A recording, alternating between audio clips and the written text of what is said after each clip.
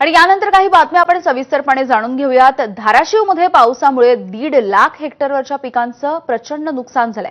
पंचनामे करत जिल्हा प्रशासनाचा सरकारला अहवाल सादर होतोय। जिल्हाधिकारी कीर्ती किरण पुजार यांनी या प्रकरणाची माहिती दिली आहे। गेल्या आठवड्याभरामध्ये ज्या पद्धतीने पाऊस सुरू होता, या पावसामुळे शेतीचं प्रचंड नुकसान झालेलं आहे। धाराशिव जिल्ह्यामधील प्रमुख पीक असणाऱ्या सोयाबीनला सर्वाधिक फटका बसलाय। पाऊस आणि पुरामुळे अनेक ठिकाणी शेतजमिनीचं नुकसान झालेलं आहे। प्रशासनाकडून आता हे पंचनामे केले जातात, त्यामुळे हा अहवाल लवकरात लवकर सरकारकडे सादर व्हावा आणि मदत मिळावी अशी अपेक्षा सध्या शेतकऱ्यांना आहे।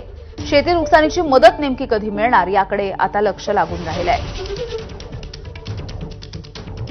मागच्या जुलै आणि ऑगस्टमध्ये जे अतिवृष्टी झालेली आहे त्याच्यामध्ये पीक नुकसान आहे, घर पडझड झालेली आहे, बाधित जनावरं आहे, ही सगळ्याची पंचनामे आपण करून शासनाला अहवाल सादरीकरण केलेली आहे। लगभग आपण आता 189 कोटीची आपण निधी मागणी केलेली आहे। ऑलमोस्ट 1.5 लाख हेक्टरवर पीक नुकसान झालेली आहे, त्याचे आपण अहवाल पाठवले आहे।